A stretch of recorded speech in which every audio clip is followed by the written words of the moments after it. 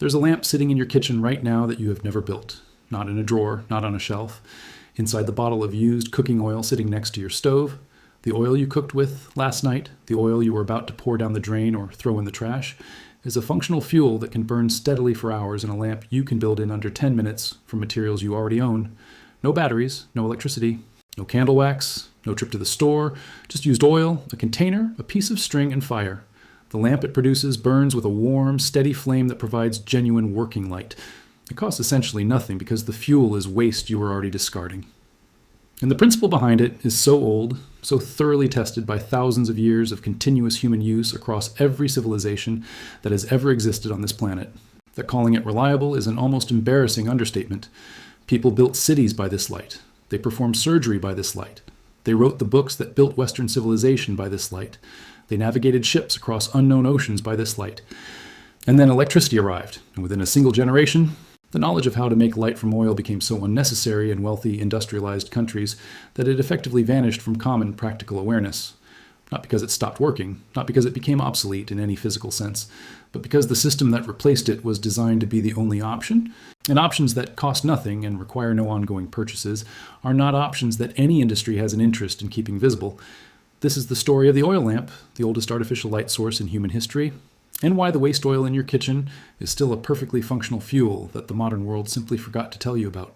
To understand what you're actually holding when you hold a bottle of used cooking oil, you need to understand what fire is at the most fundamental level, because most people carry a surprisingly vague mental model of combustion that makes the oil lamp seem more mysterious than it actually is. Fire is not a substance. It is not a thing that exists independently. Fire is a reaction. It is the rapid oxidation of a fuel in the presence of oxygen, releasing energy in the form of heat and light in the process. For fire to exist, you need three things simultaneously present in the right relationship. You need fuel, something that can oxidize. You need oxygen, which the atmosphere provides freely and continuously. And you need sufficient heat to initiate and sustain the reaction. Remove any one of those three elements and the fire stops. Provide all three in the right configuration, and the fire continues as long as the fuel lasts. Oils are extraordinarily good fuels. They are composed primarily of long-chain fatty acid molecules, which are essentially long chains of carbon and hydrogen atoms bonded together in specific arrangements. Carbon-hydrogen bonds contain a significant amount of stored chemical energy. When those bonds break in the presence of oxygen and sufficient heat, that energy is released. The combustion products are carbon dioxide and water vapor, the same products produced by burning wood or natural gas or any other carbon-based fuel. The energy release is what produces the heat and light of the flame. Vegetable oils, animal fats, and the used cooking oil sitting in your kitchen are all composed of these same fatty acid chains. They are all fuels in a direct and straightforward chemical sense. The only question is how to burn them in a controlled, sustained, and useful way. And that is precisely the problem that humans solved so thoroughly and so long ago that the solution predates written language itself. The oldest oil lamps ever discovered by archaeologists date back approximately 70,000 years. They were found in Blombos Cave in South Africa, and they consisted of nothing more than a naturally hollowed stone filled with animal fat, with plant fiber or moss serving as a wick. 70,000 years. That is not a misprint. Human beings have been burning oil in lamps for 70 millennia, before agriculture, before pottery, before any of the technologies we typically associate with the beginning of civilization. The oil lamp is not a primitive precursor to better technology. It is one of the oldest and most continuously used technologies in the entire history of our species, refined and improved across thousands of generations, but never fundamentally superseded until the electrical grid appeared in the late 19th century, and only then in the specific geographic regions where that grid was built. The ancient Egyptians burned castor oil and animal fat in ceramic lamps that have been recovered from archaeological sites, dating back more than 5,000 years. Their lamp designs show clear evidence of intentional engineering. The wick channels were shaped to promote controlled burning. The fuel reservoirs were sized to provide extended burn times. The lamp bodies were designed to be stable and tip-resistant. These were not crude experiments. They were optimized products resulting from thousands of years of accumulated practical knowledge about how oil burns, how wicks function, and how to make artificial light that is reliable and sustainable across an entire night of use. The ancient Greeks and Romans elevated lamp design to something approaching an art form combined with serious engineering.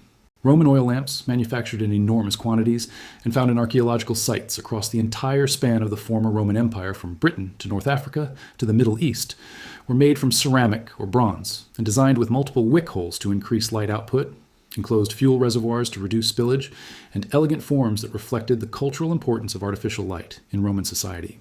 Roman households burned olive oil, the most abundant vegetable oil in the Mediterranean world, to light their homes, their workshops, their temples, and their streets. The entire social and economic life of the Roman world after dark was organized around the oil lamp and the light it provided. When Cicero sat up through the night composing his speeches, he was burning olive oil. When Roman surgeons performed procedures after sunset, they were working by oil lamplight. When scribes copied manuscripts that preserved classical knowledge through the medieval period, their scriptoria were illuminated by flames burning vegetable oil in ceramic vessels that a modern person could build in an afternoon. The medieval period in Europe was lit primarily by tallow candles, which were made from rendered animal fat, and by oil lamps burning whatever vegetable or animal oil was locally available and affordable. Wealthy households and monasteries burned expensive beeswax candles, which burned more cleanly and brightly than tallow. But ordinary people, the overwhelming majority of the human population of Europe for more than 1,000 years, lived and worked by the light of tallow or oil. Every book written, every contract signed, every craft practiced, every meal prepared and consumed after dark in medieval Europe happened by the light of burning animal fat or vegetable oil. The knowledge of how to make and maintain oil lamps was not specialized or technical knowledge held by experts. It was basic domestic knowledge held by everyone, the same way the knowledge of how to build a fire was held by everyone, because it was simply necessary for daily life. The Islamic Golden Age, one of the most extraordinary periods of scientific and intellectual advancement in human history, was lit by oil lamps, burning sesame oil, olive oil, and other vegetable oils available across the Middle East and Central Asia. When the scholars of Baghdad's House of Wisdom translated Greek scientific texts into Arabic and added their own extraordinary contributions in mathematics, astronomy, medicine, chemistry, and philosophy, they were working by oil lamplight. The mathematical foundations that underpin modern science and engineering were developed and recorded under the steady flame of burning vegetable oil in ceramic and metal vessels. The oil lamp was not incidental to those achievements. It was the physical infrastructure that made extended intellectual work after darkness possible. In East Asia, lamp oil traditions developed independently but with remarkable parallel sophistication. Chinese oil lamps burning vegetable oils and animal fats have been documented continuously for thousands of years. Japanese andon lamps, which burned rapeseed oil in paper-screened frames, provided the lighting for Japanese households, workshops, and cultural life for centuries. In South Asia, the diaya lamp, a small clay vessel filled with ghee or vegetable oil with a cotton wick, has been in continuous use for thousands of years and remains in use today, both as a practical light source in rural areas without reliable electrical access, and as a cultural and religious object of profound significance across Hindu, Jain, Buddhist, and Sikh traditions. The diaya is not a historical artifact. It is a living technology used by hundreds of millions of people right now, in the present, because it works, and because it carries meaning that no LED bulb has yet managed to replicate. The physics of why an oil lamp works the way it does is worth understanding precisely, because once you understand the mechanism, building and operating one correctly becomes obvious rather than mysterious. The wick is the critical component of any oil lamp, and its function is more sophisticated than it first appears. A wick is not simply a fuel delivery tube. It is a capillary pump, operating entirely through surface tension and molecular adhesion, with no moving parts and no energy input required beyond the heat of the flame itself. Plant fibers, whether cotton, linen, hemp, jute, or twisted paper, have a natural affinity for oils. When the base of a wick is immersed in oil, the oil is drawn upward through the spaces between the fibers by capillary action, the same force that draws water up through the roots and stems of plants against gravity. The oil travels up the wick continuously as fast as it is consumed at the burning tip, provided the flame size is matched appropriately to the wick diameter and oil viscosity. At the tip of the wick, the heat of the flame vaporizes the oil before it burns. Oil does not burn as a liquid, it burns as a vapor. The heat of the flame converts the liquid oil at the wick tip into oil vapor, which then mixes with atmospheric oxygen and undergoes combustion, releasing energy as heat and light. The flame itself provides the heat that vaporizes the next increment of oil, which sustains the reaction in a self-reinforcing cycle that continues until the fuel is exhausted or the oxygen supply is interrupted. This is an extraordinarily elegant system. The wick regulates fuel delivery automatically through capillary physics. The flame regulates its own temperature through the thermodynamics of combustion. The entire system is self-regulating within a range of conditions and requires no external control once it is lit. Used cooking oil from your kitchen is an excellent fuel for an oil lamp because it has already been partially processed by the heat of cooking, which reduces its viscosity slightly and improves its flow characteristics through a wick. Fresh vegetable oil works as well, but used oil that you were discarding anyway is essentially free fuel. The oils that work best in a simple wick lamp are liquid at room temperature and have a relatively low viscosity, meaning they flow easily through the wick without requiring heat to remain liquid. Most common cooking oils fall into this category. Olive oil, canola oil, sunflower oil, corn oil, soybean oil, and most vegetable oil blends sold for cooking all burn well in a simple wick lamp. Coconut oil and palm oil, which are solid at cool room temperatures, can be used but require a slightly different approach because they need to be melted before the lamp can be lit. Animal fats, including lard, tallow, and bacon grease, which most people also discard as kitchen waste, also burn in oil lamps and were in fact the primary lamp fuel for most of human history outside of the olive-growing Mediterranean region. Rendered bacon grease, which accumulates in a jar next to many stoves and households that cook meat regularly, is a perfectly functional lamp fuel that would otherwise go into the trash.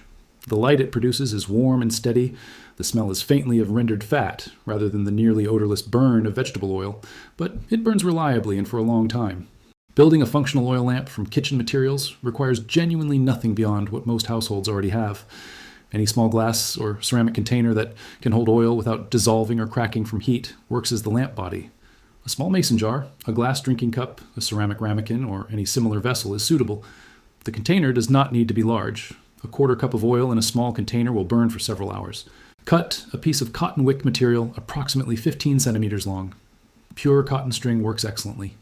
A strip cut from a cotton cloth, a section of natural fiber rope, or a twisted length of cotton kitchen twine all function as wicks. Synthetic fibers like nylon or polyester should not be used as they do not wick oil effectively and produce acrid smoke when burned. Natural plant fiber is essential. Pour enough oil into the container to fill it to within about 2 centimeters of the rim, leaving space to prevent the oil from overflowing when the wick and any holder are inserted. Thread the wick through a small holder that will support it upright with its tip just above the oil surface. A strip of aluminum foil folded and pierced to hold the wick works. A small metal bottle cap with a hole punched through the center works. A piece of heavy wire bent to hold the wick upright works.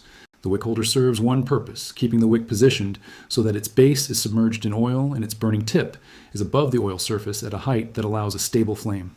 Allow the wick to soak in the oil for several minutes before lighting it, so the capillary system is primed and the oil has traveled fully up the length of the fiber. Then light the tip with a match or lighter and adjust the wick height until the flame burns steadily without excessive smoking. A properly functioning oil lamp should produce a flame that is steady, warm in color, and produces minimal smoke. Visible black smoke indicates incomplete combustion, which is almost always caused by a wick that is extended too far above the oil surface, delivering more fuel vapor than the available oxygen can fully combust. Trim the wick or lower it slightly and the smoke stops. A flame that sputters or struggles to stay lit indicates a wick that is too short or an oil that is too viscous to travel up the wick efficiently. Raise the wick slightly or gently warm the oil by holding the container briefly and the flame stabilizes. These adjustments take minutes to learn and seconds to perform. After a single session of experimentation, producing a clean, steady oil lamp flame becomes instinctive. The light output of a simple oil lamp is not equivalent to a modern electric light bulb. It is not supposed to be. A single wick oil lamp burning vegetable oil produces light roughly equivalent to a few candles, sufficient for reading and detailed work at close range, sufficient for moving safely through a space at night, sufficient for cooking and eating and conversation, and all the activities that human beings conducted by oil lamp light for the vast majority of recorded history. Multiple lamps positioned strategically in a room produce a combined light level that is genuinely comfortable for extended work. Before electricity, writers, scholars, craftspeople, and merchants routinely worked by the light of oil lamps for hours every evening without difficulty, because their eyes were adapted to that light level and their spaces were arranged to use it effectively. The modern assumption that adequate light means bright white electric light filling every corner of a space is a historically very recent and geographically very limited expectation. For 99% of human history, and for a significant fraction of the human population today, adequate light meant enough flame to see what you were doing. The oil lamp provides that, and in certain contexts, it provides something that electric light does not, which is independence from infrastructure that can fail. The transition from oil lamps to electric light happened with extraordinary speed once the technology was available, and it happened for reasons that were both genuinely compelling and heavily commercially driven. Thomas Edison demonstrated his practical incandescent bulb in 1879, and within decades, electrical lighting was spreading through urban areas of the industrialized world. The advantages were real and substantial. Electric light was brighter, cleaner, more controllable, and did not require fuel storage or wick maintenance. It did not present a fire risk from an open flame. It could be turned on and off instantaneously. For densely populated urban environments where electrical infrastructure could be economically installed, the transition made enormous practical sense. But the transition also created something that the companies building electrical infrastructure understood very clearly and valued very deliberately: dependency. When your light comes from oil you purchase and burn yourself, you are dependent on the oil market, but fundamentally self-reliant in your ability to produce light. You could, in principle, render your own tallow, or press your own oil, or simply collect the used cooking oil your household generates and burn it. The fuel cycle could be entirely local and entirely within your control. When your light comes from the electrical grid, you are dependent on an infrastructure system of extraordinary complexity that you cannot build, cannot maintain, cannot repair, and cannot replicate locally if it fails. That dependency is not incidental to the business model of electrical utilities. It is central to it. A customer who can produce their own light is a customer who might stop paying for electricity. A customer who is completely dependent on the grid for illumination is a permanent revenue source. The rural electrification programs of the 1930s in the United States, which extended electrical power to farming communities that had previously relied on oil lamps and kerosene lamps, were genuine improvements in quality of life for the people they served. The light was better, the convenience was greater, the fire risk was lower. These are real benefits, and they are not in dispute. But rural electrification also permanently transferred control of a basic survival resource, the ability to see after dark, from individual households to utility corporations. Before electrification, a farm family that ran out of lamp oil could render tallow from an animal, press oil from seeds, or collect kitchen waste oil and continue to produce light from local resources. After electrification, when the power goes out, the light goes out, and there's nothing a household can do about it except wait for the utility company to restore service. This transfer of dependency happened so quickly, and the benefits of electrical light were so substantial and so visible that the practical knowledge of oil lamp use was essentially lost within a single generation in electrified areas. People who grew up using oil lamps every evening taught their children in houses lit by electricity, and those children never learned how to trim a wick, or which oils burned cleanly, or how to build a stable lamp holder from available materials. The knowledge was not suppressed in any dramatic sense. It simply became unnecessary in the daily lives of people who had access to the grid, and unnecessary knowledge tends not to be transmitted.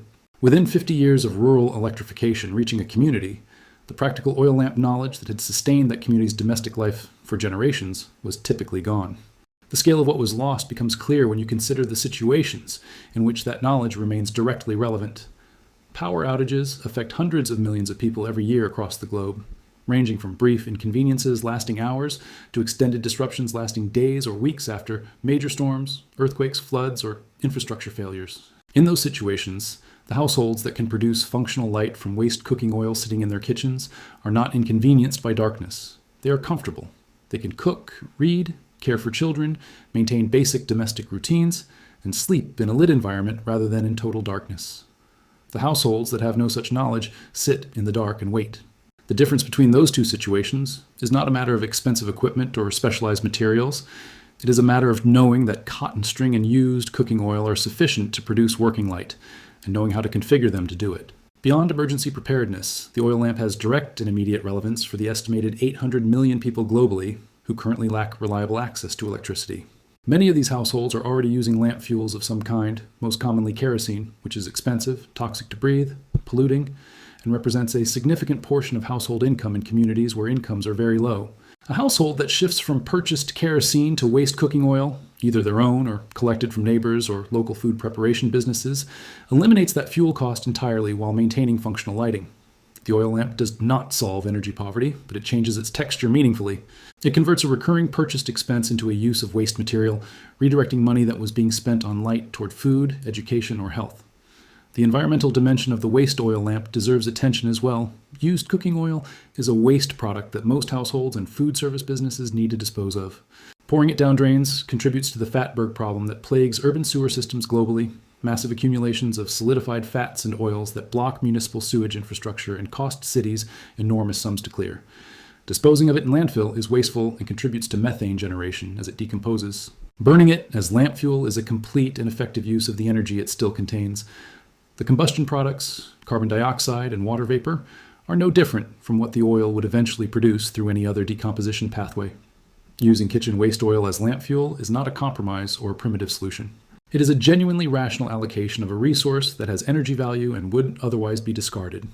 There is also a category of experience that the oil lamp provides, which has no direct equivalent in electric lighting, and which a significant number of people find valuable, for reasons that are difficult to quantify but easy to recognize. The quality of light produced by a small oil flame is warm, dynamic, and human, in a way that no electric light source fully replicates. It moves slightly with air currents. It casts shadows that shift and breathe. It produces a color temperature so warm that it is effectively orange, which is profoundly different from the white or blue-white light of most electric sources. Sitting in a room lit only by oil lamps produces an experience of light that is qualitatively distinct from anything produced by electricity, and many people who have experienced it find it deeply calming and pleasant in a way they struggle to articulate, but recognize immediately. This is not nostalgia.